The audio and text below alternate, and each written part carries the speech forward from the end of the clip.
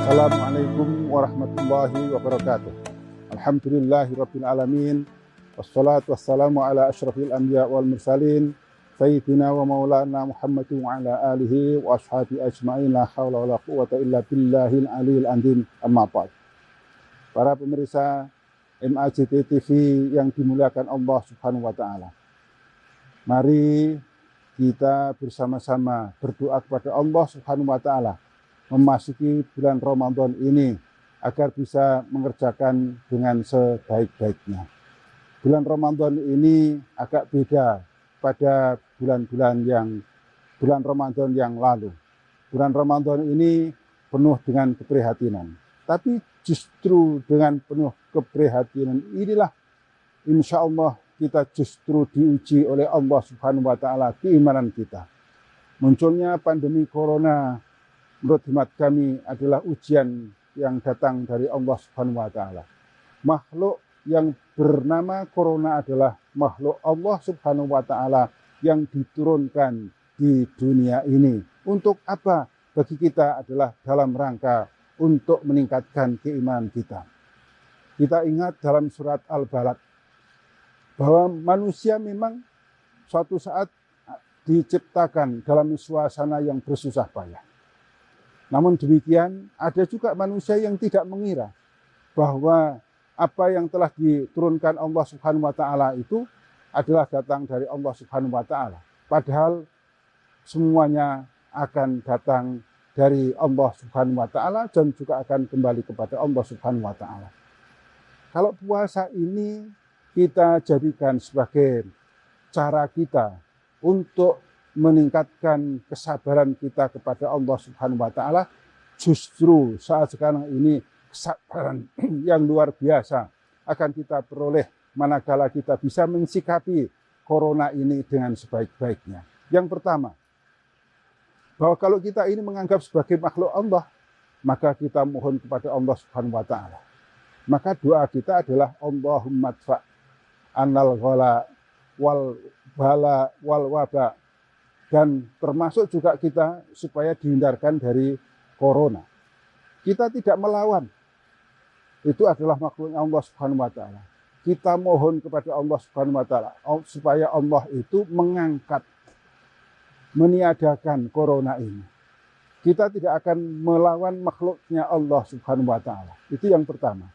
Kesabaran kita di situ. Kesabaran kita adalah bahwa akibat dari corona ini ternyata multi luar biasa. Semuanya hampir terkena. Ekonomi terkena, moralitas terkena, dan termasuk mungkin kesabaran juga terkena. Maka dari itu yang kita lakukan adalah kita ingat kepada ayat Allah.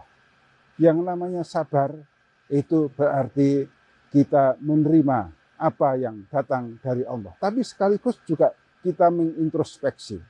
Introspeksinya apa? Saat sekarang ini kita melihat, mohon maaf, bahwa corona itu ternyata mengenai atau menimpa kebanyakan adalah orang-orang menengah ke atas. Kita harus introspeksi, mengapa ini menengah ke atas? Bisa jadi karena apa yang kita lakukan selama ini tidak pernah memikirkan pada mereka-mereka yang ada di menengah ke bawah. Barangkali ini juga harus ada introspeksi, adanya satu keseimbangan ekonomi yang akan datang. Maka kalau dalam surat Al-Balad itu disebutkan, yang pertama, bahwa orang yang dalam keadaan kesulitan, yang diciptakan dalam keadaan kesulitan, pada akhirnya adalah diharapkan oleh Allah Subhanahu wa taala kita bisa pertama.